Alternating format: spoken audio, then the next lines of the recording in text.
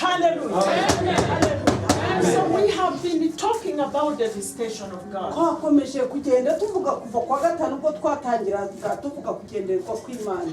The theme umutwe w'iki giterane is the visitation of God. ni ukugendererwa kw'Imana, ukugenderera kw'Imana mu bantu.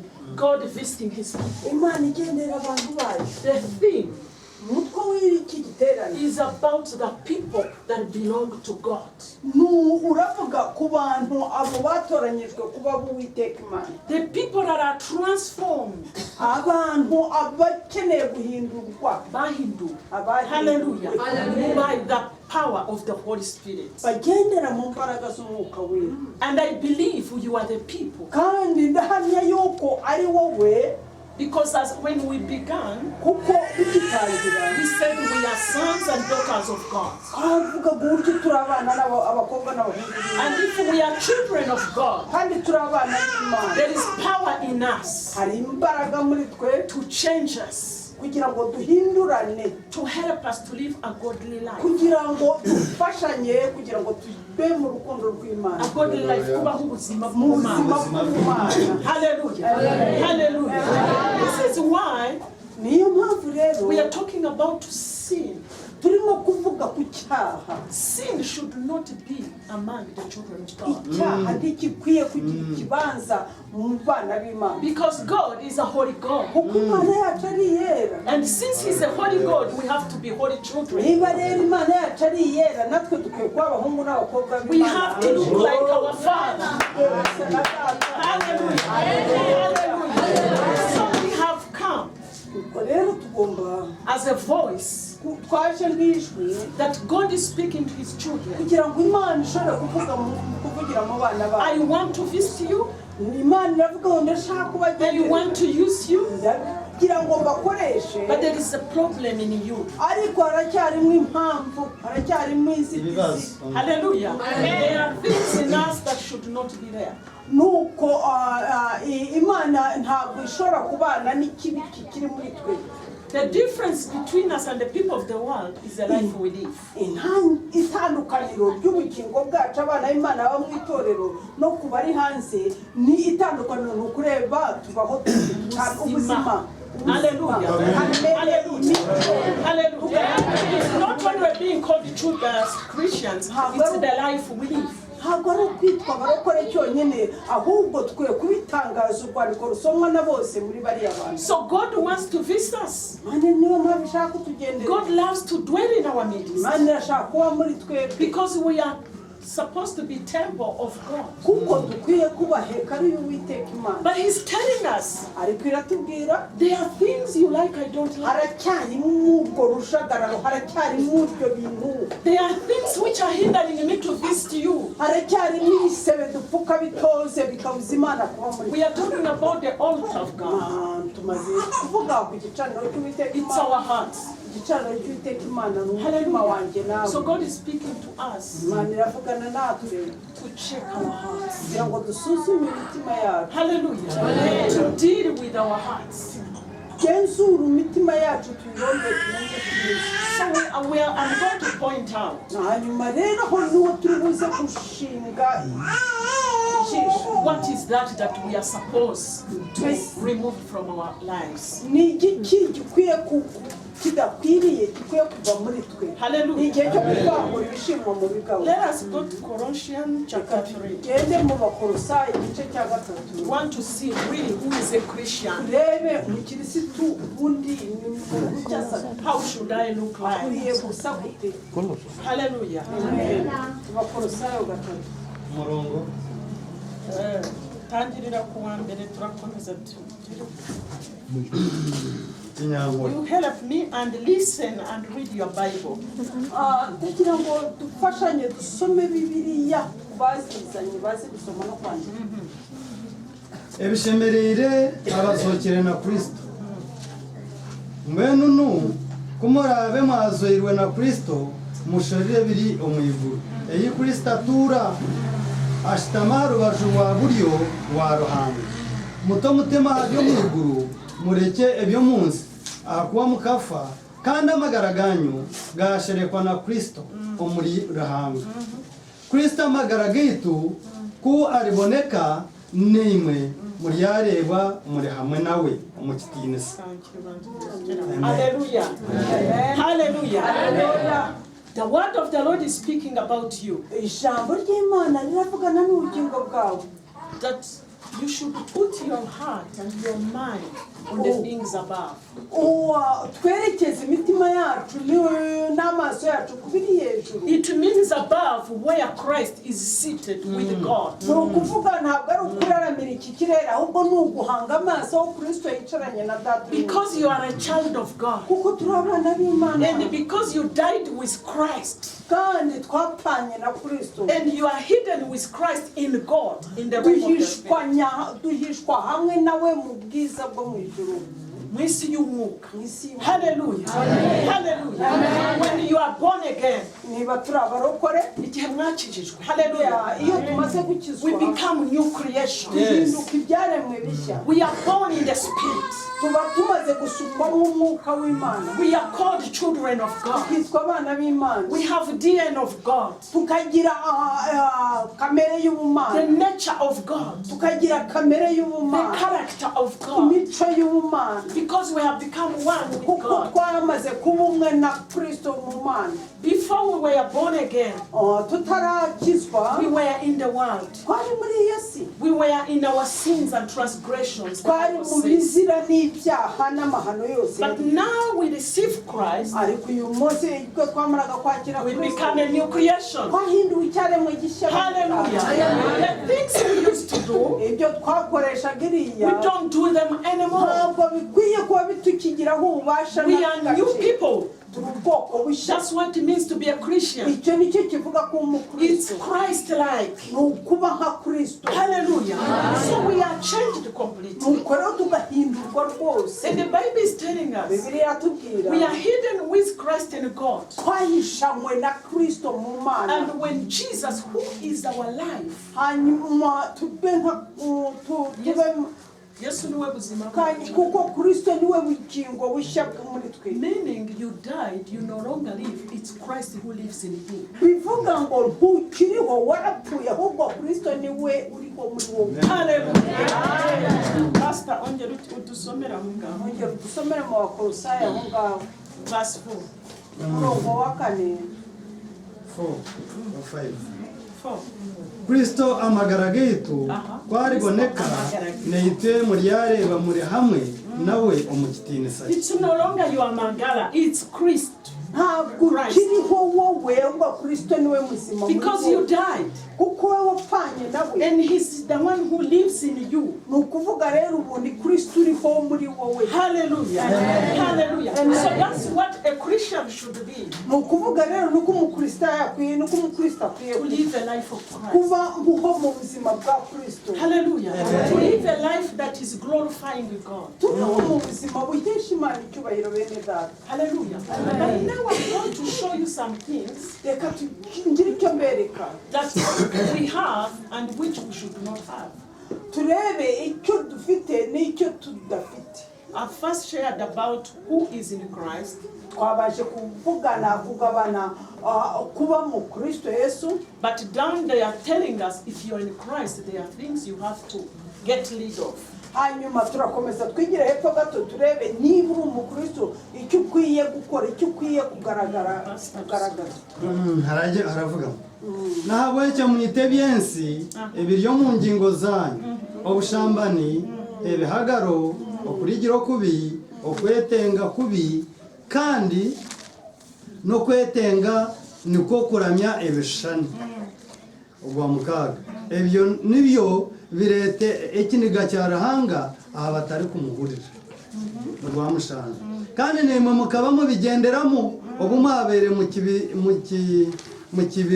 kibirimu konkati mbene umureke ibyono okugubwa kubi ekiniga itima no kujumirana kandi mu kanwa kanyu hatari rugame bigambo byone biri kwitseshoni mutari behererana abo kuba mukajura omuntu wira nemitwarize ye mwajwara omuntu musya ohindurwa busya obutosha omubwenge no kushururirwa no kushanisibwa n'umuhanyi no wamuhangira aho takiriho muguriki n'ubu yakuba mu Yudaya oshazirwe na rutashazirwe umunyamahanga umusikusi omuhuku na roho businge kureka Kristo nibyona aharibona nibyona muribona 5 says what? Muite what? nagira ngo umurongo wa 5 uravuga ngo iki nawe cyo muhite byensi ebiri omungingo zanyu Hallelujah. mwica ingeso Hallelujah. mwica ingeso zanyu z'isi gusambana no gukora ibiteye isoni no kurigira no kurarikira n'imyifurize yose ariyo gusenga ibigirwamana. Iso ibyo bintu ngo ni iby'isi Ni iby'isi. ntabwo ari iby'abana b'Imana. Haleluya. Haleluya. Ngo mubyice kugira ngo mushobore kuba abana b'Imana. Mubyice kugira ngo mushobore kugendera mu mbaraga ze. Haleluya. Haleluya. Buri mwana w'Imana wese hari imbaraga ziri muri we. Haleluya. Ariko iyo tugifite ibi bintu mu buzima bwacu bituma imbaraga y'Imana itagaragara. amen Hallelujah. Hallelujah. So the Bible is telling us Bibiliya iratubwira we should put to death such a thing. kwica ibyo byagotomeye ubugingo But bwacu if we don't kill them, niba rero tutabyishe they will kill us. ibyo bizatwica bene data Hallelujah. Because those things, kuko ibyo bintu it's an open door for demons. ni urugi rukinguye rw'imizimu na za satani It's an open door for Satan. ni urugi rukinguye satani yinjiramo You adakomanga can never resist Satan if you still have ntabwo this in your ushobora life. kuzirukana satani n'abadayimoni ugifite icyicaro cye muri cyabo You cannot fight a demon if you still have these things in your ntabwo life. ushobora kurwanya satani n'abadayimoni ugifite izo kamere Arwanira muri wowe. So this is what is making the church of God weak. ibyo uzi ko ari byo bigize itorero rya kristo inyantege nke Hallelujah. Because we are not different from the people of the world. kuko nta tandukaniro dufite kubaho hanze Tubonye bavuga ngo mwice iby'isi. kuko iyi bibiliya irabwira abantu bamenye imana ariko iravuga ngo mwice ibyo bikirimo Kuki dufite iby'isi muri twe kandi turi abana b'Imana. Merezo. Hallelujah. Hallelujah. Abana b'Imana ntabwo bakwiye kugira ibi bintu. Ikikuranga kuri umwana w'Imana ni ukubaho kandi ukagira ingeso z'ubumana. Hallelujah.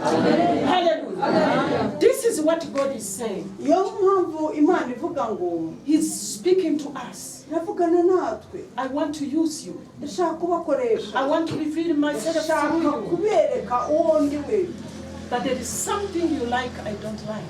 ariko hari ikikiri muri mwe ntakunda Hallelujah. Imana irashaka kugenderera uyu mwana. Imana irashaka kukugenderera aho uri hose. Ariko hari ikintu ikubwira. Hari ikivugana nawe. Hari icyo ugomba gukuraho kugira ngo Imana ikugenderere. Haleluya. Hallelujah. Hallelujah. Turi mu bihe byo kugenderera.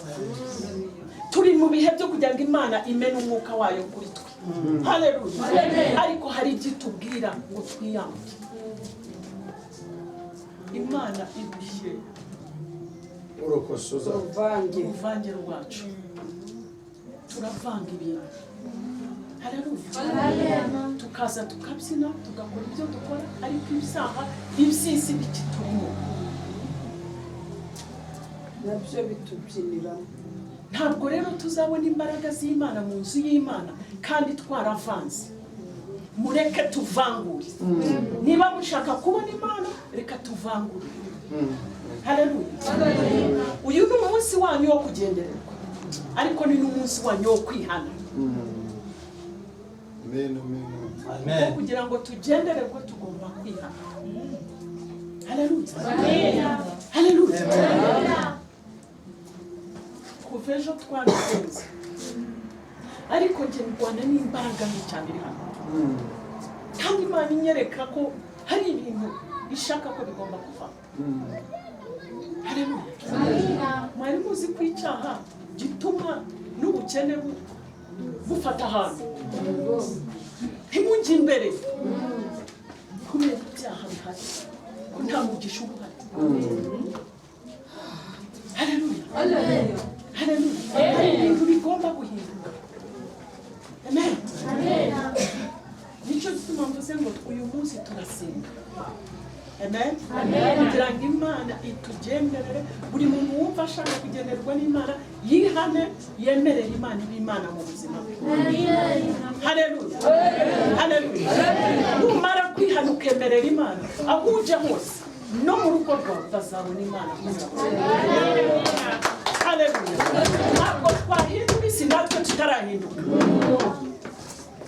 haleluya uko niko kuri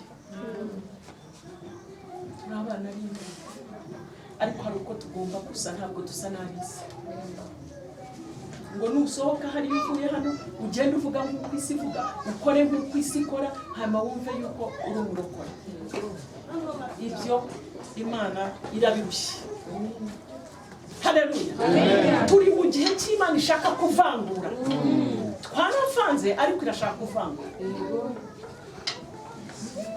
haleluya wari uzi ko imana ishobora kutugenderera abamwe bakabipfiramo abandi bakabikiriramo kuko iravanga haleluya haleluya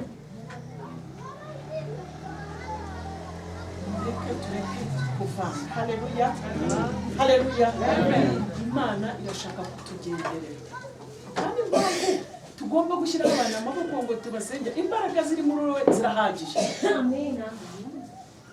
wiyambuye biriya by'isi hari imbaraga zidasanzwe zikorera muri wowe z'umwuka wera haleluya ariko hari ibyaryamiye ubwiza bw'imana haleluya so niba dushaka kwambara imbaraga z'imana niba dushaka kuba abantu bagendera mu mbaraga z'imana tugahindura isi n'abandi haleluya hari ibyo tugomba kwiyanga amen imana irashaka yuko tuyemerera kuba imana mu buzima bwacu haleluya haleluya nicyo gituma tuvuga ku bicaniro ibicaniro ni umutima wawe ese umutima wawe umeze ute haleluya ese ni igicaniro cyera umutima wawe ni igicaniro cyera amasengesho usenga se anezeza imana arava mu mutima utunganye cyangwa turavanga nituvanga rero tuzaba hanyuma y'ab'isi haleluya haleluya we are in the time turi mu bihe where God wants to be in the midst of his people witeka imana ishaka kuba hagati mu bantu bayo but he's calling us for repentance ariko iraduhamagarira kwihana you are the temple of the Holy Spirit turi hekalu y'uwiteka y'umwuka wera.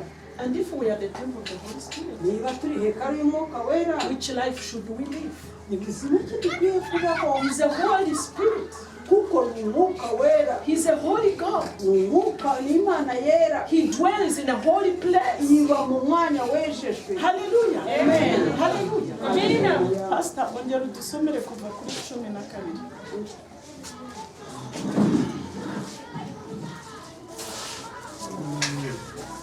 kuri 12 haravuga ngo nahabwe cyo koko muri abatoreye inwerahanga koko muri abatoreye inwerahanga abatoranijwe haleluya abari kwera kandi abari gukundwa mujwaro umutima gwesasi embabazi okutwazage obucurezi no kugumisiriza nimugumisirizana kandi kwarabe hariho oyine cyari kufana mugenzi we musasirane koko mukama yabasasi mubene ko mwatwaza kandi okongera hariyebyo byona mujwaro kukunda niko kukomerana byona bikakwatanisiza hamwe kandi obusinge bwa Kristo obumwayeterwe nk'engingo z'omubiri gumwe mu bitegeke mu mitima yanyu butegeke mu mitima yanyu kandi mube abari kusima 16 nubwo arekera haleluya what we want to see is the character of a child of God. ikintu dushaka kureba ni imico y'umwana wo ku izina ry'Imana. The first one told us we should put off icya mbere twahereho ijambo riratubwira ngo twiyambure ibyo what byose belongs to the earthly. ibyo ngibyo byameze muri twe. But here now verse 12 is telling us what we should put on. hanyuma mu murongo wa 12 uratubwira ibyo dukwiye kwambara uko dukwiye kumera, Ingeso zacu. ingeso dukwiye kugendana nazo. Hallelujah. Kamere yacu irapfa tugafata iya Kristo. tugomba ku Hallelujah. Amen.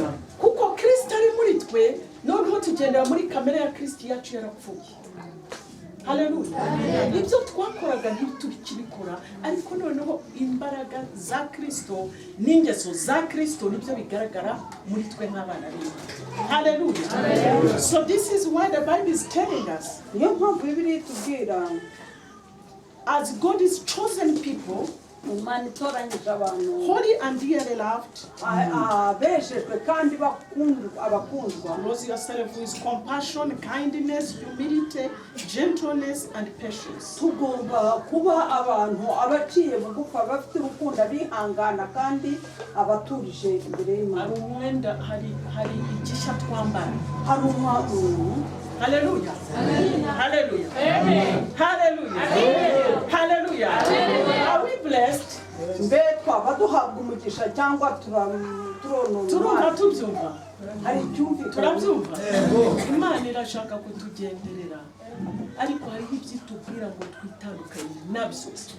Amen. Turi mu gihe Imana irimo itandukanye itorero ryayo n'iby'isi. So ushobora no kuba mu itorero ukajugunywa hanze kuko wemereye iby'isi gutegeka muri wowe. Kandi ikindi nabyo bitubuza kugira ngo itorero ritagendera mu mbaraga kuko twavanze ibintu. Haleluya.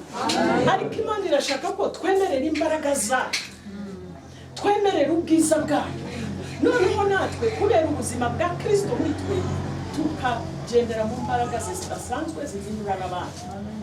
Hallelujah. Hallelujah. So God is going to bless us. Imana ikeneye kutuha umugisha bene data. But I'm going to share turagira ngo tugabane the things that mark ibintu by'ibimenyetso the Church of Christ. ibikwiye kuranga itorero rya Kristo. Turi mu minsi ya nyuma, turi itorero rya nyuma, turi umugeni wa Kristo. Ariko uyu mugeni wa Kristo afite ibimuranga. Hallelujah. Amen. Hallelujah. Amen. Umugeni wa Kristo afite ibimuranga. Hari ibyo uzamubonaho ukamenya ngo uyu niwe mugeni wa Kristo. Hari ibyo uzabona ukamenya ngo iri ni ryo torero rya Kristo rya nyuma rigiye kugendera mu mbaraga zidasanzwe, zigiye kugendera mu bwiza bw'Imana budasanzwe. Hallelujah. Amen. Ibyo bintu nibyo ngiye gusoma. Hallelujah. Amen. Amen. Amen. Ubwo abafite amakaramu baramfasha bandike. Hallelujah. Amen. First of all, God is rising up leaders. Imana irashaka guhagurutsa abayobozi that are bringing the church into maturity. Abantu abazazana itorero mu gukura k'ubumana. Hallelujah. Amen. God is rising up leaders. Imana igiye guhagurutsa abayobozi bene that are going to bring church into maturity. Imana iragira ngo abo bayobozi basuke umwuka wo gukuza itorero. Hallelujah. Amen. Itorero ry'Imana rikure. Abantu bapfe mu byo birukamo bakure bamenye Kristo bamenye abaribo. Hallelujah. Amen. Nisubiremo. God is rising up leaders who will bring the church into maturity. Hallelujah. Amen. We can read Ephesians 4:11 and 16. Kane umurongo wa 10 kugeza kwa 16.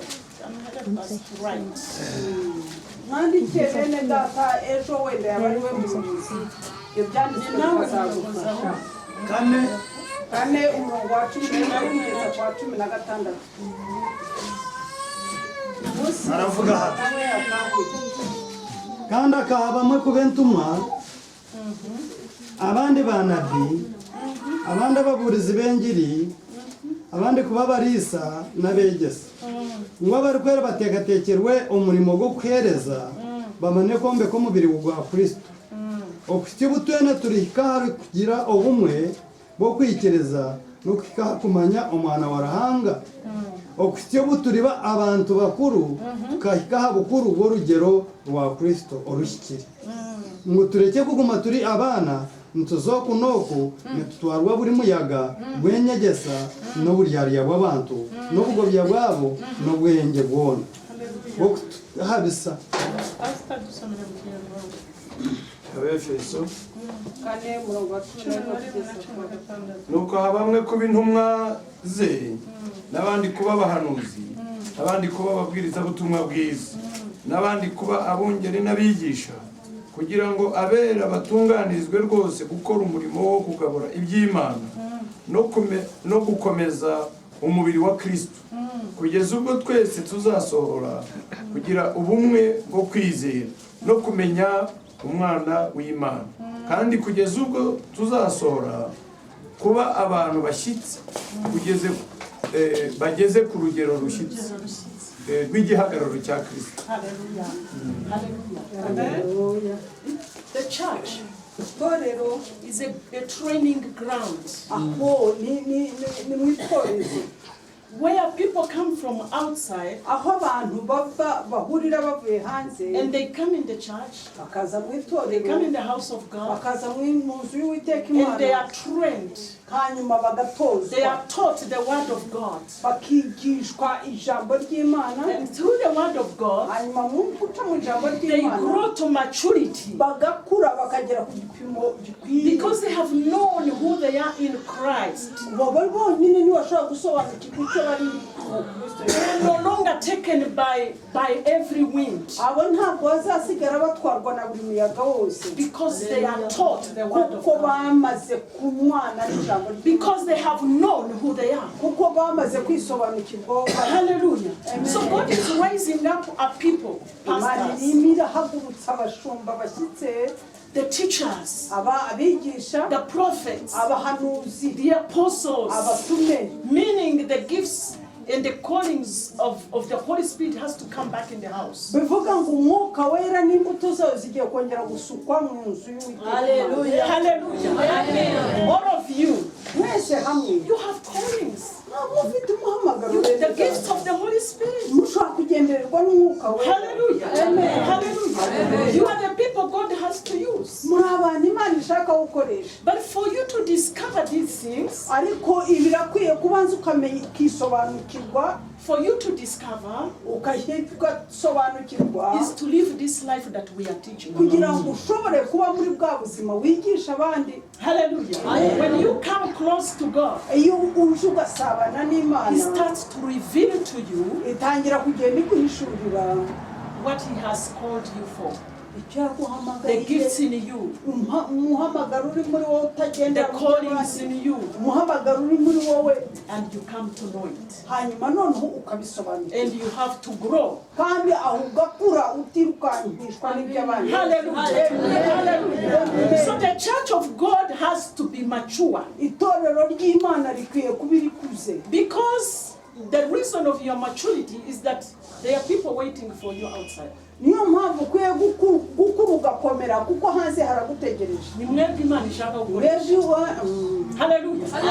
Nimwe Bible y'abantu bari hasi hanze hari. Nimwe basoma bakamenya Imana. Hallelujah. Isi ntabwo yahinduka mutarahinduka. Hallelujah. So God is expecting His church to be mature. Hallelujah. Amen. And to come to the fullness of the knowledge of Christ. No kumenya Kristo. Hallelujah. Amen. Kumumenya kuko mwumva, kumumenya kuko wagize encounter nawe. Hallelujah.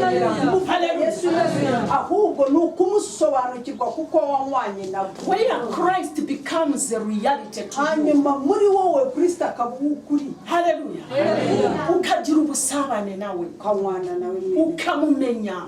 Hallelujah. Hallelujah. Because you are a child of God. kuko umwana w'Imana. This is your inheritance. Uwo ni wo murage wawe. Hallelujah. God wants you to be closer to him more than you want to be closer to him. Imana iragukeneye cyane ngo usabane nayo kurenza ndetse uko ukeneye kuyegera. Hallelujah. So when we talk about having encounter with Christ, iyo rero dukomeza tusubira mu magambo tuvuga ku mwana na Kristo, it's your inheritance. mu murage wawe Imana yashaka kukwigira. The Bible says you are given access Imana iravuga ngo wahawe uburenganzira before the throne of God. kugera ku ntebe y'imbabazi. Hallelujah. Who's imbere y'Imana? Imbere y'Imana. Hallelujah. Your inheritance here. Ni umugabane wawe. Hallelujah. Ariko hariho ubuzima butubuza kwinjira. Hallelujah. Hari ubuzima butubuza kwinjira hariya hantu.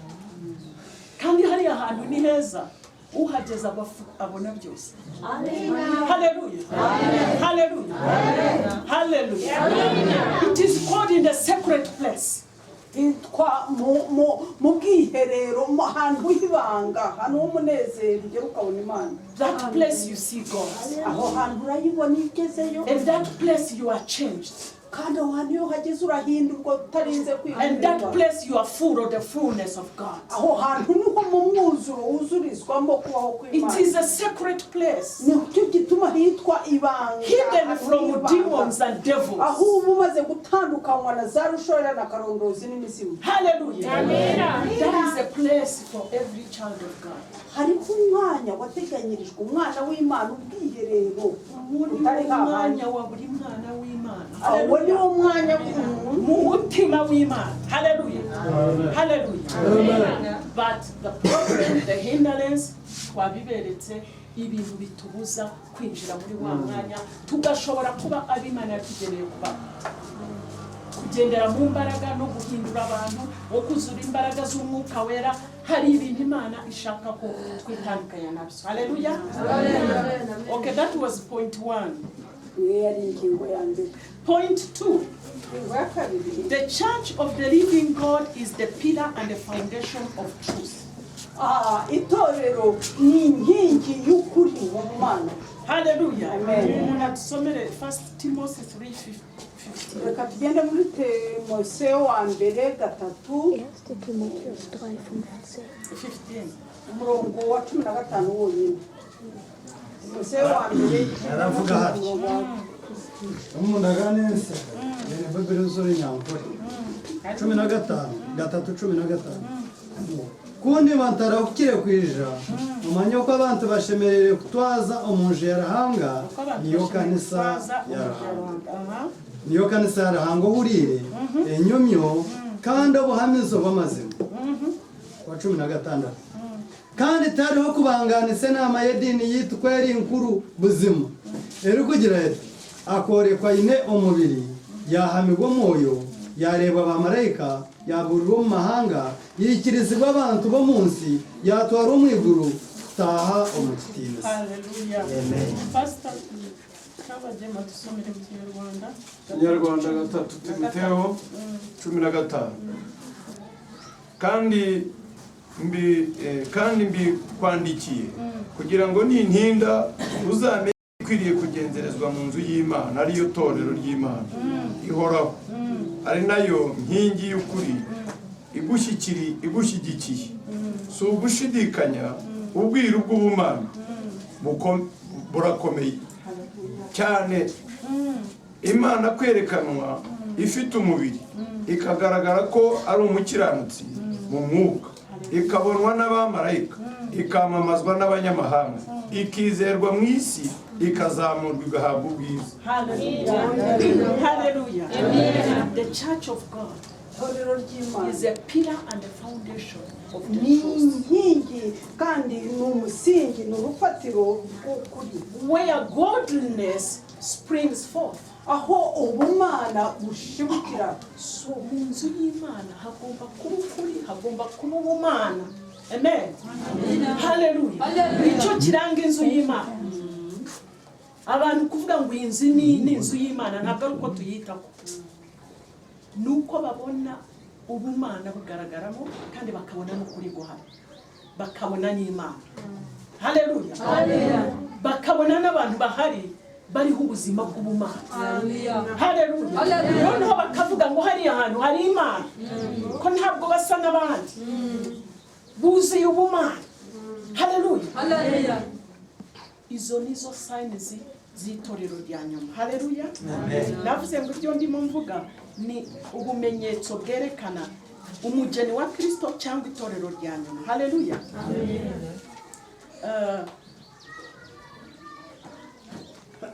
John 16:13 and 15.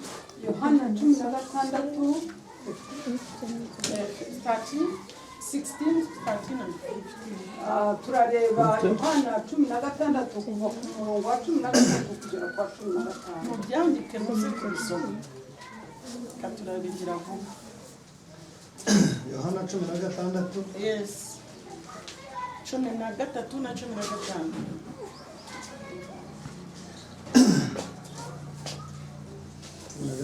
cumi na gatatu gushika kuri 15. Kureko moyo w'amazima kwarije ari yabebembero mu mazima gona akuba tariyetuma konka byone byarihurira n'ibyarigamba kandi ari yabimanyisa ari yabamanyise birisha kubaho ari yampimbisa akuba ari yiha ahabyange abibamanyise. Haleluya. Ebitataye nebyona nebyange nicyo nabagirira nti ari yiha abyange abibamanyise. Haleluya. The Spirit of God. Mwuka w'Imana, The Spirit that is given to you umwuka wahawe is given to you to lead you in all truth. ni umwuka twahawe kugira ngo atuyobore mu kuri kose. Is a spirit that is given to us Ni umwuka twahawe to reveal the things of God to us. kugira ngo duhishurirwe iby'ubumana amabanga Is given to us to live a godly life.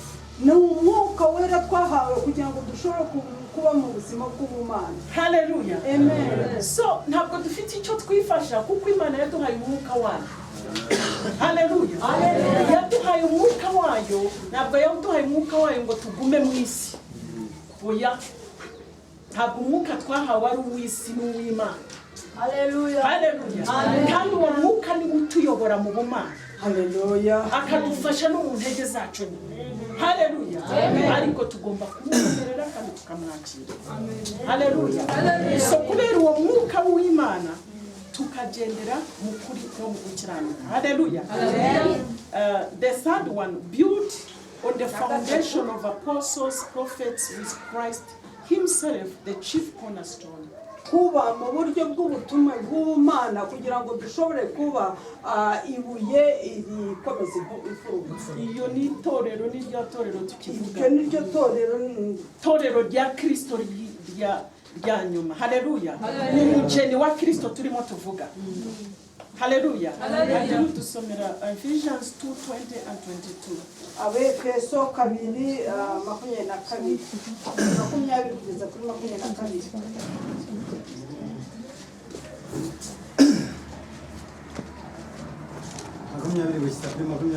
Haravuga ngo mwombekirwe aha musingirwe ntumana banabi kandi Kristo Yesu ni wibare eliyo buhamizo omuri we ekyombeko cyona nikiteranwa je kikura kibaheka rero kwera umurimo kamwe.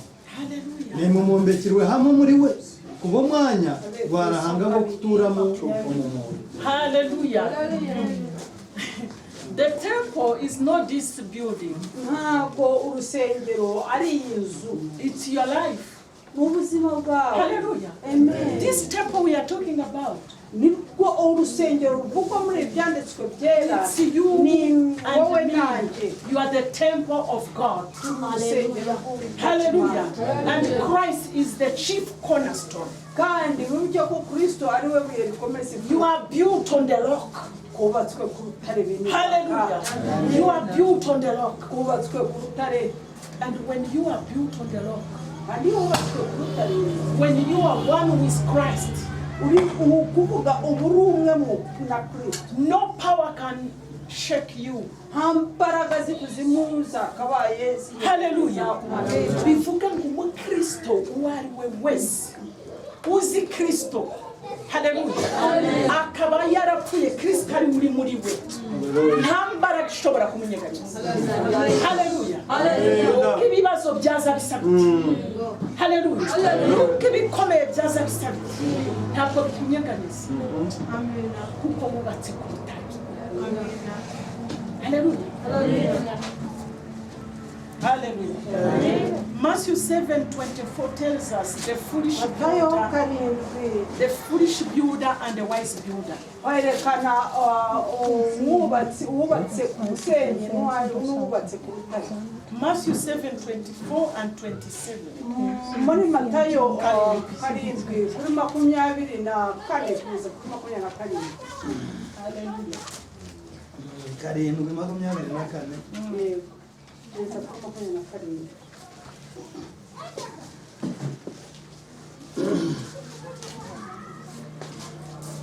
aravuga ngo ebyenje yaharukiri ne yamushenye buri muntu weno rukure kigambo cyanjye buri muntu weno rukure bigambo byanjye ebyakadyorobera nashanisibwa n'umuntu w'ubwenge wayombekere enju yaharukiri wanyumejura ikagwa umwege muri gukahiminduka ihunga rikahuha byona biketera hanjeyo konke etagwe ahabo kubekaga iyombekerwa harukiri na buri muntu weno burira ikigambo cyanjye atacyorobere nashanisibwa n'umuntu wayombekere enju ye ahamushenye bwanyuma enju egwa umwege muri guhiminduka ihunga rihuha bitere jonju ekagwa no kugwa kwayo kukaba. Hallelujah. Hallelujah. We have two people here. Kuvuga yuko dufite abantu babiri. Hallelujah. One is a wise builder. Umwe ni umunyabwenge n'umwubatsi He w'umunyabwenge. reads the word of God Wumva ijambo ry'Imana and he applies it in his life arikira mu bikorwa mu bugingo. and he lives according to it. Hanyuma akagenda nk'uko ijambo rimutegeka. That person Uwo muntu rero is like someone who built a house on the rock. ameze nk'umwubatsi w'umunyabwenge wubatse inzu yo ku rutare. Hallelujah. When the storm comes, Iyo ibigeragezo when the bije problems come, amakuba agatera, this person will stand uwo muntu asigara ashikamye bene because he's built on the word of God. kuko yubatse ijambo And the word ry'Uwiteka. of God is Christ himself. Kandi ijambo ry'Imana ni Kristo muri twe. So we have two Christians. Ukuvuga rero dufite abakristo b'ubwoko bumwe. We have the one who built on the sand. Dufite n'abandi biyubakira ku musenyi. They hear the word, kumva ijambo ry'Imana but they don't apply it. ntarishyire mu bikorwa. They don't work according to it. Ntashake kugenda uko They rimutegeka. remain the same. Agasigara nk'uko yari Even though they aratekereza. call themselves Christians, Akakomeza ariko kwitwa izina ry'umukirisitu. they are not living according to the word of Ariko God. imico ye itigera ihinduka na gato. So such a people, Uwo muntu rero when things become tough, iyo ibintu bimukomeranye, when the storm rises up, imiyaga ikahamuhagurukana, he will never stand. ntabwo ashobora He will guhagarara fall. arasambana akaburwagwa. Hallelujah. Hallelujah. So that's why you see the church Niyo mpamvu tureba mu itorero that many people have fallen away benshi kuko byabaye nk'indirimbo bene data because you are not built on the word of God. ko tutubatse ku ijambo You are not living according to the word kuko of God. tutagize umwete wo kugira ngo When the poverty comes, tumanirize ubukene buje you look for other ways. ujya kugenda nk'abandi bose You go and look for the money the way the world look for it. ujya gukora amagendu ugacisha inzaratsi But you forget what the word of God says ugakira concerning ijambo you. ry'Imana ko rikubwira ko ugomba kwirinda muri byose. Ubukire bwanyu Ubukire bwaza, buri hano, ubukire rero buri mu ijambo ntabwo ry'Imana, buri hanze hariya. ntabwo buri hariya kwirirwa. Nuba ushaka hariya uzagira ibibazo. Nubushakira Haleluya. Ubukire bwawe kuko uri umwana w'Imana ugendera ku principles z'Imana. iyo uri umwana w'Imana ugendera kuri gahunda. Buri leta ifite amategeko yigenga. Haleluya. Haleluya. Haleluya. Ntabwo twaba abana b'Imana ngo tuba abana b'ubwami bw'Imana tukagendera ku mategeko y'isi. We can never be blessed. Hallelujah. But we have everything here. Ufite buri cyose mu ijambo. Everything.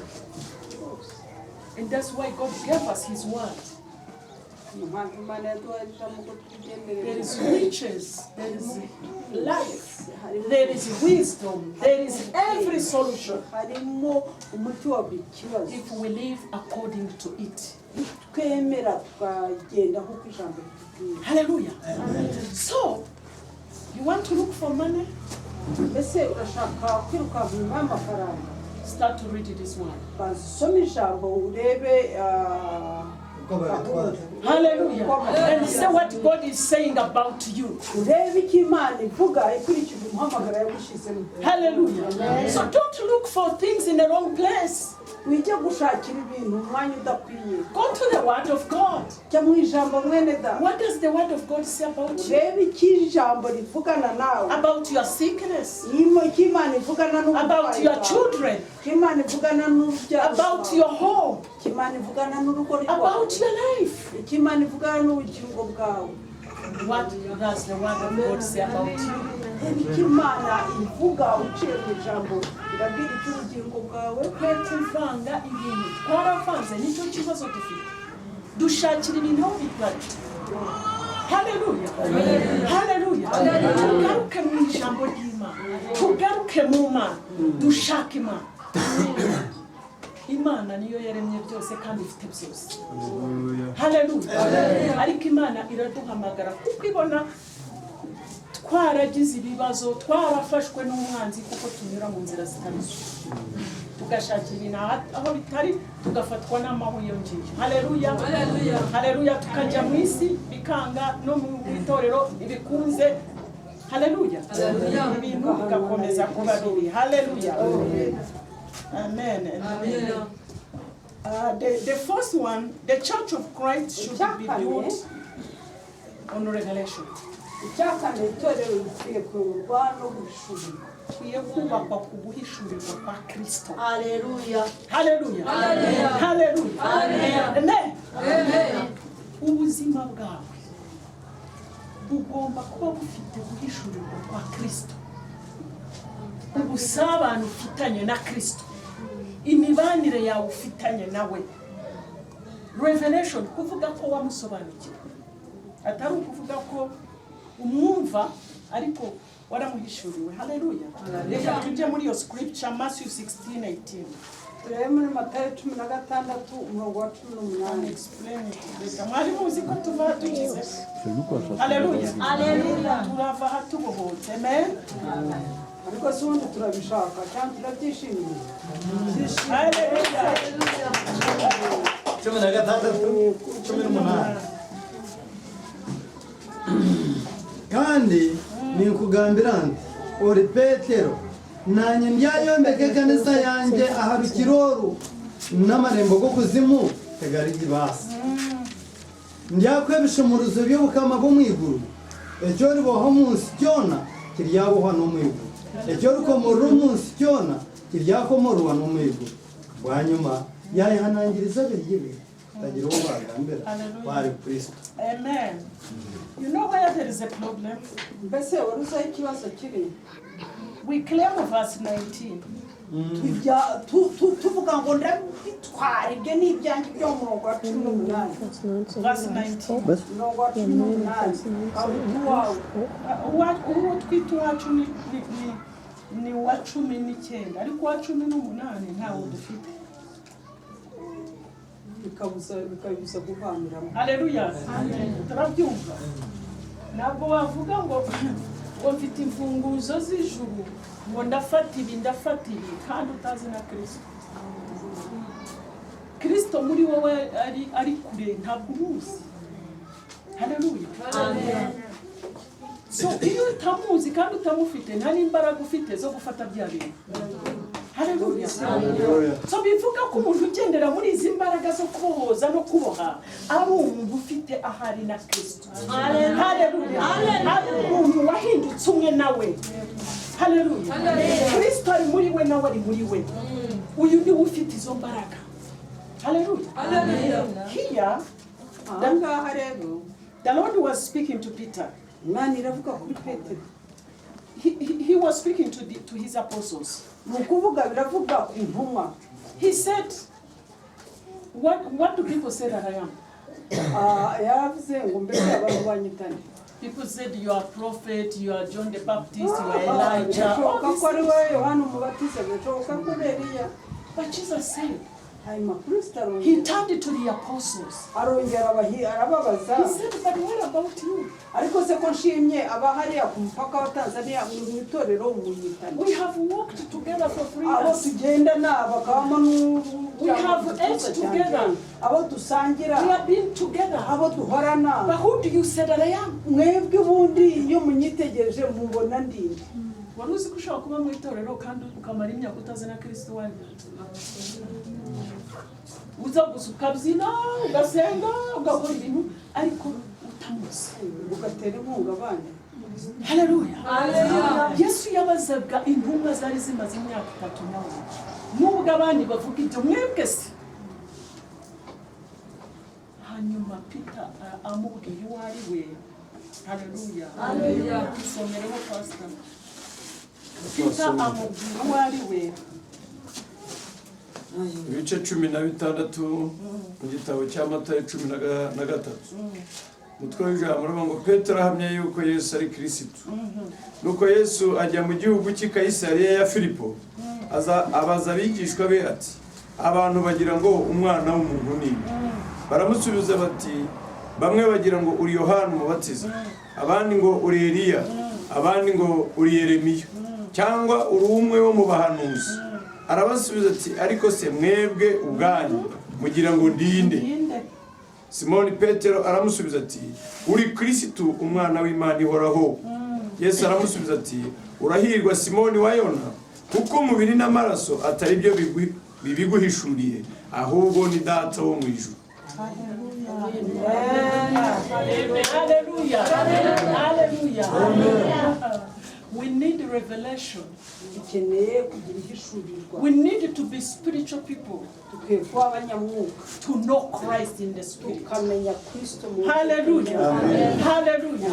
We need to have revelation of who Christ is dukwiye kugira ihishurirwa tumenyesha neza kristo wari because we have relationship. kugira kuko dufitanye ubumwe nicyo cyonyine Itorero rigendera mu mbaraga n'itorero riri ku guhishurirwa kwa Kristo.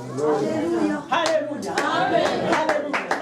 And he says in such a church, hanyuma abwirira itorero nk'iryo the hedges of hell shall never prevail. ntabwo amarembo y'ikuzimu wazabanyeganyeza. Umva, ubukristo bwawe niba bushingiye kuri revelation ufite na Kristo. Hallelujah. Nta mbaraga z'ikuzimu zizigera zikunaniza. Hallelujah. Niba ushikamye muri Kristo ukaba umuzi, hallelujah, akaba ari muri wowe nawe uri muri we, nubwo imbaraga zizaba zimeze ntabwo zizakunesha. Hallelujah. Kuko umuntu nk'uwo niwe wahawe imbaraga, niwe wahawe imfunguzo. Hallelujah. Amen. So there must be a revelation.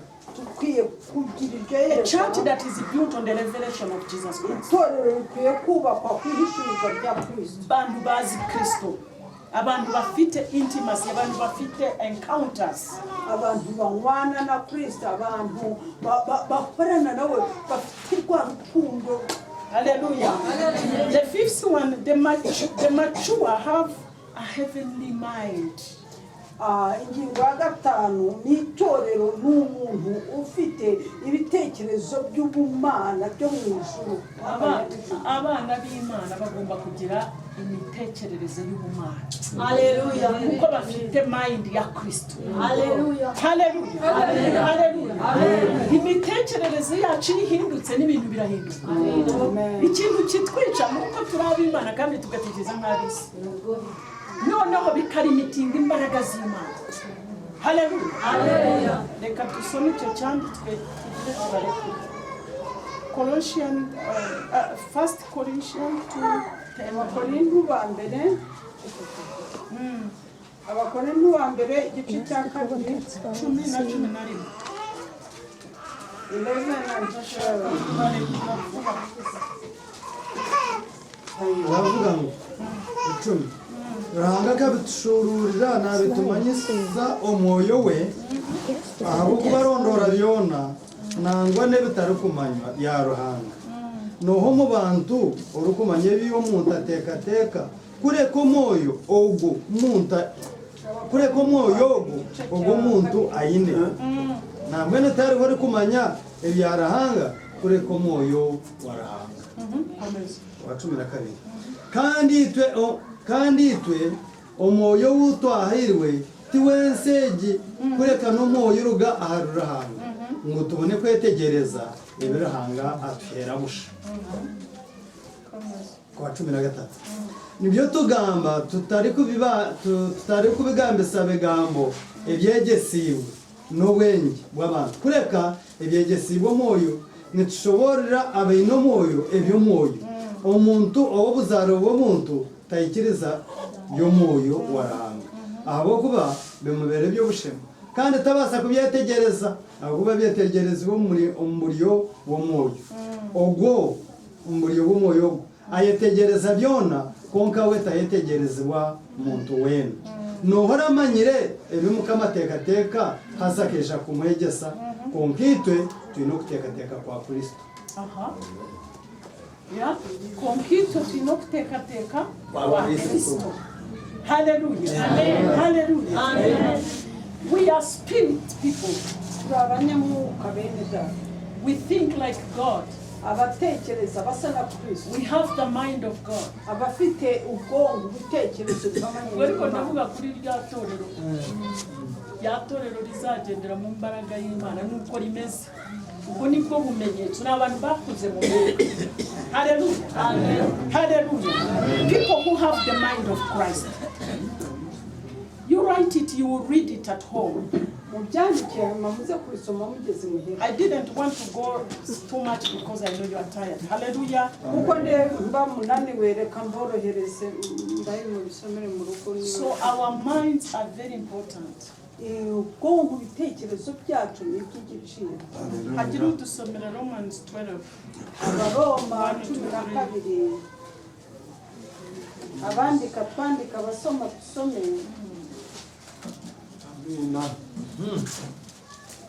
wakangahe Kuva kuri rimwe hariho heading aho ngaho hari umutwamara emitweshemere iramagarago bukristayi nahabwe cyo bishemwe imbeshengereza bw'imbabazi za Ruhanga ko muhaye mibiri yanyu kube bitambe bihurire ebiri kwera kandi biri gusima Ruhanga niko kwereza kwanyu kumushemerere kumuha wa kabiri kandi mutashanise banabo businjobu kureka muhindurwe basya ahabo kugaruwa busya mu mbitekateko byanyu mubone kumanyage iki ebiruhanga akunda okubiri birungi ebiri kusima kandi ebishyikire buzima. Hallelujah. Verse 2 is telling us, do not conform to the pattern of this world, but be transformed by the renewing of your mind.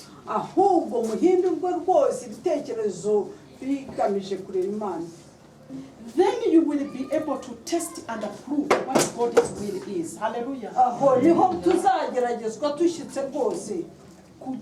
Twebwe kugira ngo dushobore kumenya ibintu by'Imana nuko imitekerereze yacu ihinduka. Haleluya. Amen. Haleluya. Amen. Ese niki gihindura imitekerereze yacu? Ni ijambo ry'Imana. Haleluya. Amen.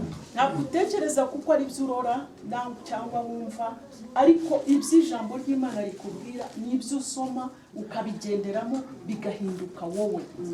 Haleluya. Amen. Haleluya. Amen. So imitekerereze nubwo isi yavuga ngo ibintu byangiritse wowe ukamenya ngo bimeze neza kuko ari ku ijambo rivuga. Haleluya. Haleluya. Nubwo bavuga ngo ibyawe byarangiye ukavuga uti birashoboka kuko ni ku ijambo rivuga. Haleluya. Uko waremewe guhindura ibintu. Ntabwo ujya ngo ufite ibibazo ngo ndi umukene ni wowe wivuma. Ntabwo ari ku ijambo ry'Imana rivuga. Ntabwo ijambo ry'Imana rivuga kuri umukene. Rivuga kuri umukene. Ariko akanwa kacu tugakoresha kwivuma. Kandi akanwa kacu kararema. niba kabapfumu se karema ukavuga ngo umupfumu yarakuvumye bibaho kuki wumva kwa kawe k'umwana katarema. Haleluya. Ubwo murumva aho Satani yadushyize.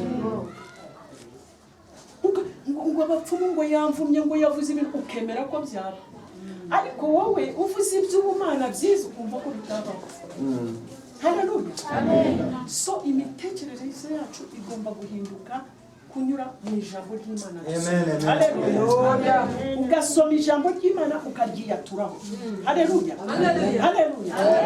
Read the word of God. usome ijambo ry'Imana You torero speak the word of God in your life. mutangire kwihanurira ariko Hallelujah. Hallelujah. You wake up. kanguka You wake up. When you wake up, you do it.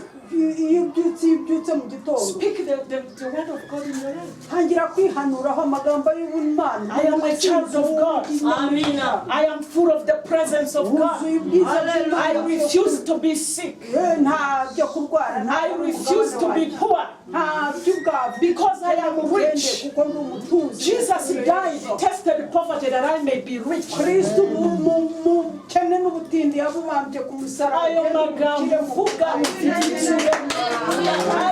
hanura utarajya hahandi aho bagusaba gutanga imfizi yawe. Hallelujah. Nani ukeneye abagushyiraho amaboko. Hallelujah. Sometimes, ibihe bimwe some time back, inyuma ho gato we had gone to Nairobi twagiye Nairobi and we experienced many attacks. tuza kubona hariho ibitero byinshi. So when I went back, I got sick. ubwo twari turangije misiyo ararwara I got dizzy. agira ikintu cy'isereri kizunga kikamufata akazi. It was too much. byari bikomeye bene data. But the good thing, before I got it, the Lord had spoken to me. ariko icy'umugisha ni uko iyo sereri itaratangira kumufata Imana hari ibyo yari yavuganye The nawe. Spirit of the Lord spoke to me. Imana ivugana nawe He said, when you get sick, iravuga ngo iyo ugiye kurwara don't ask God to heal you. ntukirwe ubwira Imana ngo Mana wambare ukangiza. Cast the demon of sickness out of your life. ahubwo irukana umuzimu w'uburwayi ave ku bugingo So, bwawe. but I did not understand. ntabwo muri ako kanya yahise asobanukirwa. So after 2 days, I got sick. hanyuma iminsi ibiri ishize atangira kumva iyo sereri. When I got sick, ubwo yafatwaga n'iyo sereri people around me, abantu abo muri hafi they told me, oh, you go to the doctor because maybe you have malaria.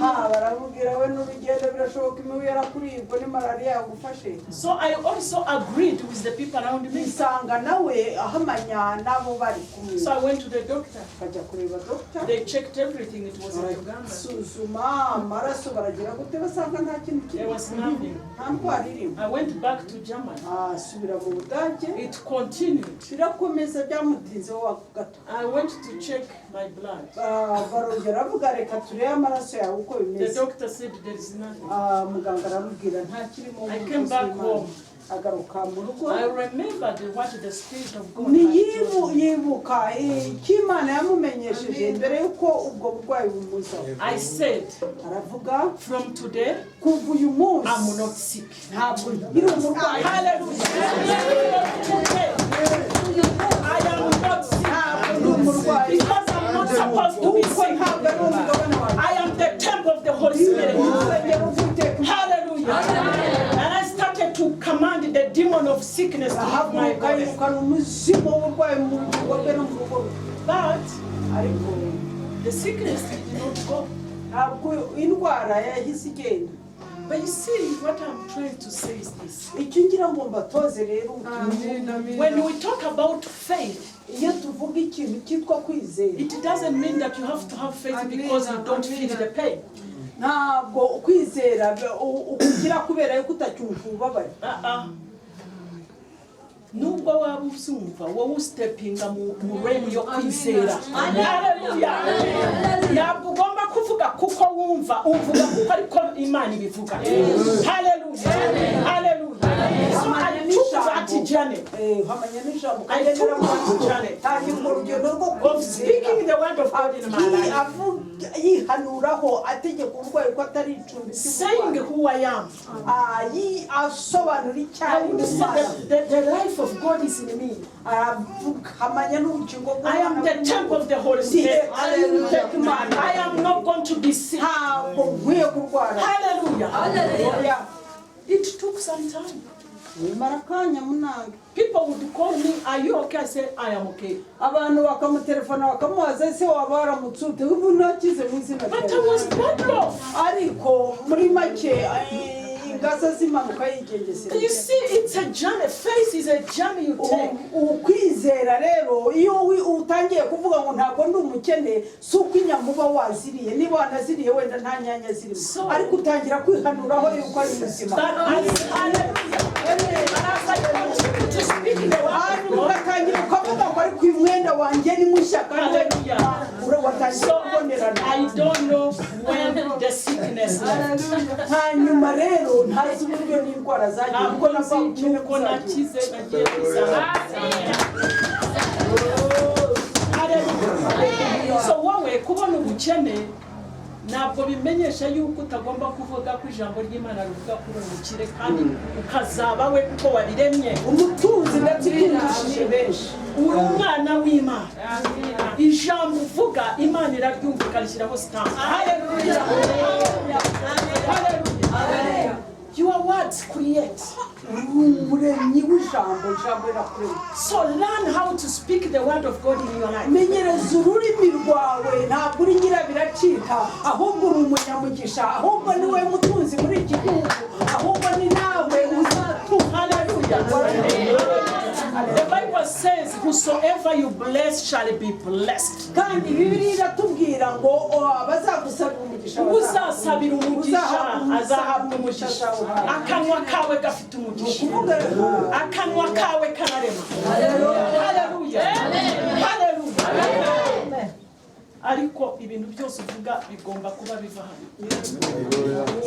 Hallelujah. Soma ijambo ry'Imana uryisomera kuko iki gitabo ni it's about God and you. Nta wundi uri hagati ni wowe n'Imana yawe. Hallelujah. Iyi Bibiliya ni wowe ivugaho. Umugisha wose ubukire bwose ni wowe nta wundi ntabwo ari abamarayika. Hallelujah. Hari ibintu umwanzi yatwize. So uyu munsi tugiye gusenga. Hallelujah. Uyu munsi tugiye gusenga kugira ngo abana b'Imana bambare imbaraga. Nta nubwo uraha ngo bakubohore. Ni wowe ugomba kubohora ababoshye hanze. Tuzahora dusengera amadayimoni mu cyacu kuki. Hallelujah. Abana b'Imana bagomba kuzaba kabohoka bakambara imbaraga zose.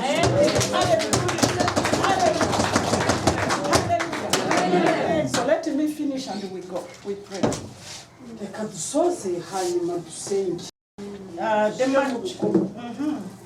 The mature people abantu bakuze have to live a fruitful life. bagomba kuba mu buzima bwera imbuto.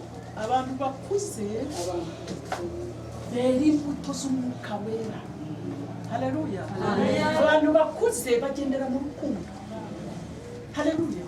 Kuko Imana ni urukundo. Niba uri umwana w'Imana ugomba kuba uri mu rukundo. Hallelujah. Hallelujah. So ntabwo hagomba kuba urwangano, ntabwo hagomba kuba amafuti no kutababarira hagati y'abana ibyo ntabwo ari ibintu bigomba kuba mu bana b'Imana. Hallelujah.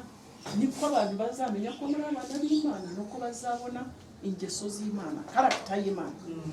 Hallelujah. Hagomba kuba urukundo. Hagira udusomera 1 John 4:16. Yohana wa mbere igice cya 4 n'umurongo wa 15.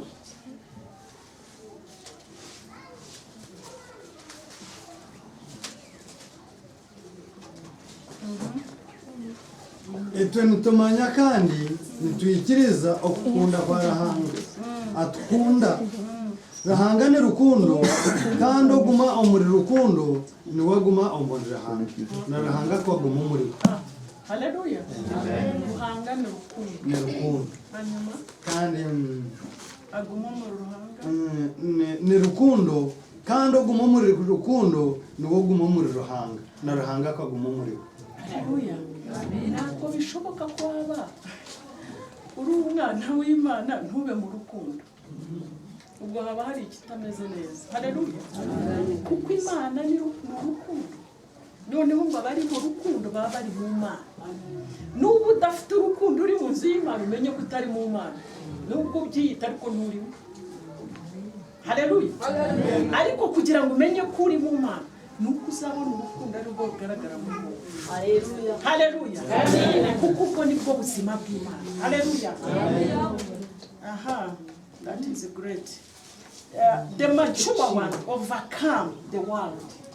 Umukirisitu ukuze mu mwuka anesha isi. Umwana w'Imana nicyo gituma uri umuntu uri mature unesha isi ukanesha n'ibyaha ukanesha n'ibyaha. Haleluya. Haleluya. Haleluya. Haleluya. We are created to be Ugatozwa victorious. abandi bagwa. Haleluya. We are created to be victorious. Waremewe kumutsinza. Haleluya. Kuko umwuka w'Imana ari muri wowe. Kuko ubumana buri muri wowe. Haleluya. Ntabwo wagira Imana muri wowe ukazahora ugendera mu kuneshwa. No.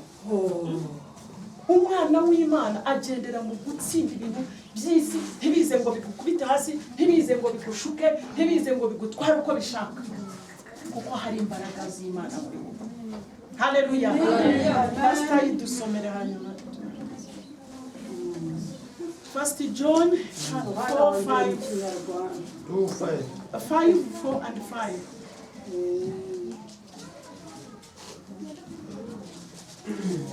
urwandiko rwa Yohana rwa mbere ibice 5 umurongo wa 5 Oya, umurongo wa 4 na 5. wa 4 n'uwa 5 haravuga ngo aha kuba cyone kizarwa Rahanga singurensi Aha. kandi ubu nibwo businguzi kandi ubu nibwo businguzi obusingura ensi niko kwikiriza kwitu. Pastor dusomere mu Kinyarwanda. Cyone kizarwa Ruhanga. Singurensi Kisingurensi. ariko mana ya Haleluya. None se niba uri umwana w'Imana kuki si itunyeganyeza. Haleluya. cyone singura Rahanga kisingurensi Kizarwa Ruhanga. cyose urwandiko rwa Yohana rwa mbere ibice 5 uhereye ku murongo wa 4 n'uwa 5. Kuko icyabyawe n'Imana cyose kinesha iby'isi, Ariko urumva kandi uko niko kunesha kwanesheje iby'isi ni ukwizera kwacu. Haleluya. Murongo wa 5, ninde unesha iby'isi keretse uwizera yuko Yesu ari umwana w'Imana. Haleluya. Overcomers. ngwino noho singurensi togo yikiriza ngo Yesu n'umwana wa Rahanga. Haleluya. Soma first 2:14. First John. Haleluya. Yohana wa mbere igice Muri ibyo byose bibyarwa n'isi ntabwo urimo. Bibyarwa n'Imana. Haleluya. Cyone kizarwa Kizarwa Rahanga singurensi Haleluya. okusingura togo kumanya ngo Kristo no wa Rahanga. Yes. So we are overcomers. Bene data turabatsinze. We are created to overcome the things of this world. Twaremewe gutsinda imiho y'isi. But from the beginning we said Kuva kutangira there are problems that hinder us to live this life. hariho inzitizi zitubuza kwinjira muri ubwo buzima. That is why we came teaching about these teachings, Niyo mpamvu izi nyigisho zatugendereye. about repentance and living a holy life, Hanyuma ishingiye mu kwihana no mu kugendera mu buzima bwa gikristo. so that we may be able to live a life that is effective. Ni ukugira ngo rero tubyinjiremo neza niba uri muri Yesu. Hallelujah. Amen. Aha. Kabiri kangahe? 2:14. Na kane. Yohana wa mbere 2:14. N'abahandikiye ab'ishemwe n'abahandikira imwe bishe ndabandikiye base kuko mwamenye uwahozeho mbere na mbere. Ndabandikiye basore kuko mufite imbaraga kandi ijambo ry'Imana rikaguma muri mwe mukaba mwaranesheje wa mubi.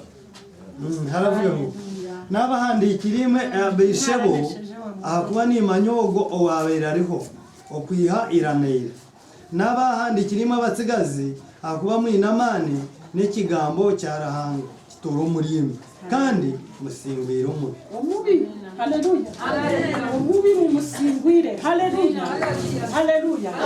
I believe you are the people. Hallelujah.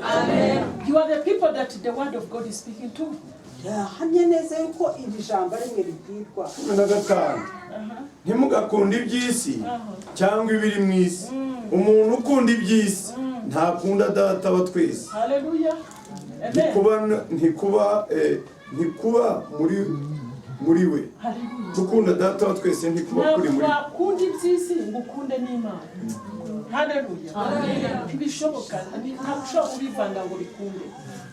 So ikibazo kiriho twarabivanze ariko ubu tugiye kubivangura kuko Imana irashaka tuvangura.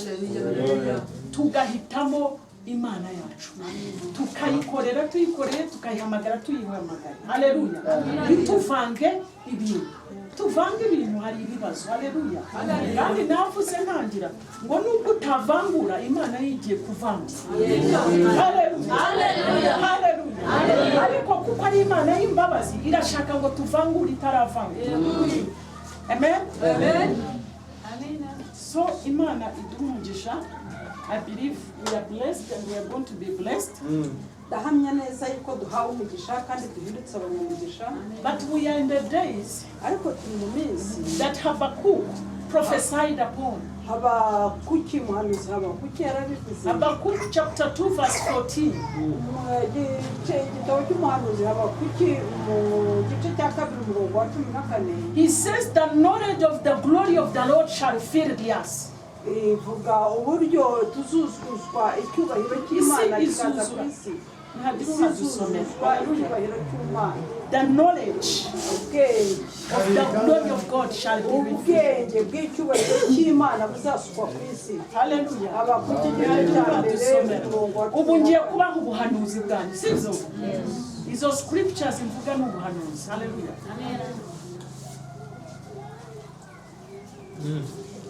ndasomye aho kubensi Eliabugwa okumanya ekitinisa cya Mukama nkoku amezi gabugahona omunyanja. Haleluya. 15 oya nubwo arekera pastor murongo wa 14 kuko isi izakwirwa no kumenya ubwiza bw'Uwiteka nkuko inyanja y'amazi sendera. Haleluya. Haleluya.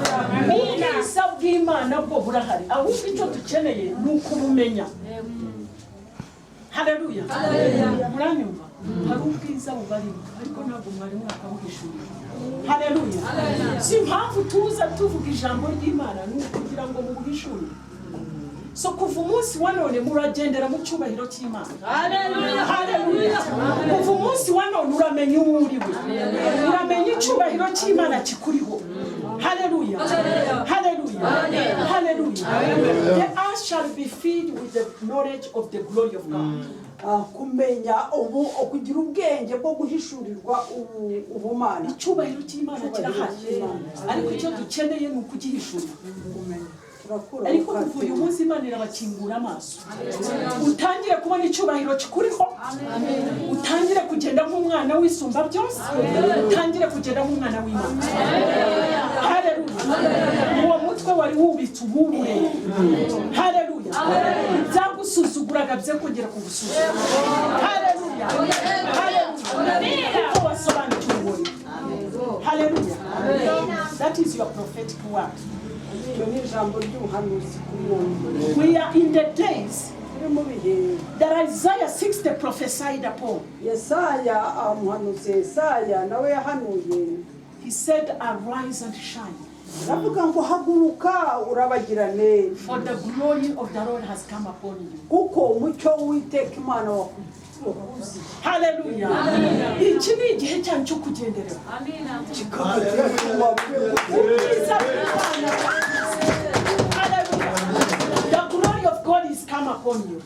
ubwiza bw'Imana n'icyubahiro The cyayo goodness of the Lord is upon you. ubuntu bw'ubumana bugusutsweho. Hallelujah. Hallelujah. Hallelujah. Because the Lord is with you, kuko Imana igiye kuba kumwe nawe even though in darkness, nubwo waba uri mu mwijima even though apart upon the people of this world, nubwo waba uri mu bantu b'isi bayuzuyemo ibuzuye. nubwo umwijima uje ku bandi b'isi, biravuga ngo umwijima w'icuraburindi nubwo murora ibintu birimo bibaho biteye ubwoba, nubwo mubona ibintu bikomeye, ariko ngo abana b'Imana mu cyubahiro cy'Imana cyane. Hallelujah. Hallelujah. Ni wowe gisubizo cy'isi. Umenye Imana yawe ni wowe uzahirwa igisubizo cy'ibibazo biri hanze hano. Hallelujah. Kuko ni wowe Imana izakoresha kwigishurira abantu. Hallelujah. We in the days dore mu minsi that Haggai prophesied upon, Haggai 2 verse 9. cy'umuhanuzi Hagayi igice cya 2 umurongo w'9 Agira uti dusomera. aravuga ngo ariya kareba utunga amagoba mabi ahabwe bitewe ariya kareba utunga amagoba mabi ahabwe kaye ngu ayeyarikire ecyashuri cye ahejuru. Iyo ni Haggai. Hagayi Sorry. Igiriye mu bindi. Kabiri icyenda haravuga ngo ekitinisa cy'eginju ecyabanyuma kiryakira ekyo kubanza niko Mukama w'amahe ari kugira. Kandi omuri ogu mwanya nimwo ndihera obusinge niko Mukama w'amahe ari kugira. This church of end time church ubu iri torero ni torero ryo mu bihe is going to be so glorious than the former. igiye kuzaba icyubahiro y'igitangaza kurenza uko byakabaye. uvuga ngo You are going to walk in the glory of God like it has never been before. ugomba kugendera mu cyubahiro no mu bwiza bw'Imana n'imbaraga zayo kurenza ya minsi wakandamizwaga. Hallelujah. The peace of the Lord shall be upon you. kandi amahoro y'Imana no gutuza kwayo bizaba kuri wowe. Hallelujah. Hallelujah. Because you are the church kuko ari we torero that has to do great things. Imana igiye gukoresha ibikomeye. Hallelujah. Twifuza iby'intumwa zakoze, ariko Bibiliya irambwira ngo iri torero ryanyu rizagendera mu mbaraga zisumba izacu. Hallelujah. Kristo akavuga ko tuzakora nk'ibyo yakoze ndetse kutugarukiraho kuko wagiye kwa Hallelujah. Hallelujah. Yaba twafataga ibi bintu twumva. Hallelujah. Hari icyo Imana ivugana n'ubuzima bwacu. Imana irakubwira nta kuri ubuntu usanzwe. Amina. Hallelujah. Ngo kandi yarakumenye utarabona mu nda ya nyoko. Amina. Hallelujah. Ariko yarakumenye kugira ngo izagukoreshe. Ari muri kikanga turi ari mu mwanya urimo simusi, ariko ni wisobanukirwa Imana izagukoresha guhindura ibintu. Ntabwo ari ba marayika bazaza guhindura isi, ni the redeemed. abamarayika ubwo n'abacunguwe. Hallelujah. The Bible says in Romans, Bibiliya ivuga mu Baroma the people in the world, abantu mu isi they are groaning, waiting for the manifestations of the sons of God. abantu mu isi n'ibiremwa biraniha birindiriye gucungurwa k'umwana w'umuntu. Hallelujah. The sons of God, it's you and me. Ukuvuga rero umwana w'Imana, umuhungu w'Imana n'umukobwa w'Imana ni wowe nanjye. The last is Isaiah 2 ndangiza. Reka dusoreze ku gitabo cy'umuhanuzi Yesaya. Yesaya igice cya 2. umurongo From verse 1. Yesaya kuhanurira enju ya Yakobo eby'obusingi. Eki Yesaya mwene Amosi yarebera hari Yuda na Yerusalemu.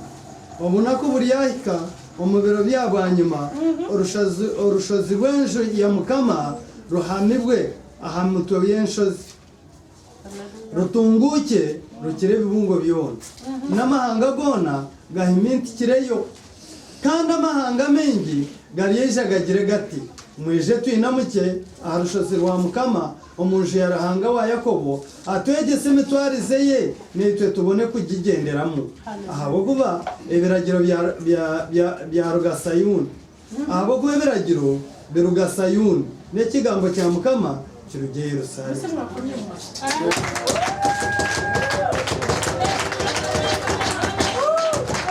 The Bible is saying, Bibiliya iravuga ngo in the last days, mu minsi ya nyuma the mountain of the Lord umusozi w'Uwiteka shall be higher than any other mountain. It shall be higher uzamurwa usumba because the glory of the Lord shall be upon you. icyubahiro cy'Uwiteka kizaba The cyawe glory of the Lord shall be here, icyubahiro cy'Uwiteka Imana kizaba and hano people will see it. kandi abantu bazabibona People will come abantu bazaza because of the glory, icyubahiro and they will say, "Let us go and learn the laws of reka God." tujya mu miracle center kikakati turebe ko twabona ko gukira Ntabwo bivuze ngo uzajya kubwiriza ubutumwa, iravuze ngo abantu bazaza. Haleluya! Icyubahiro cy'Uwiteka kizabagera. icyubahiro cy'Uwiteka kizaba magnet kizaba rukuruzi Yavuze ngo in the last days, iyi niyo minsi ya nyuma. haleluya Hallelujah. Now look, I speak a prophetic word unto you.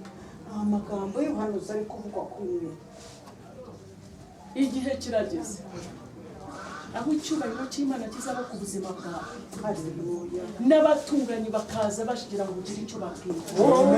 Haleluya. Igihe kirageze cy'abantu bazabura amahoro bakaza mu nzu yawe bagushaka kugira ngo basenge. Haleluya. Haleluya. Haleluya. Igihe niki cy'abana b'Imana kugaragara, ariko ibibazo byose twatangiye nabyo byo tugomba gukura mu nzira kugira ngo tube babantu. Haleluya. So decision ni yacu icyo dushaka kuba.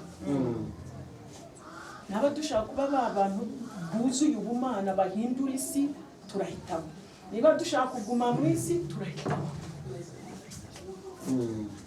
So may God bless you so much.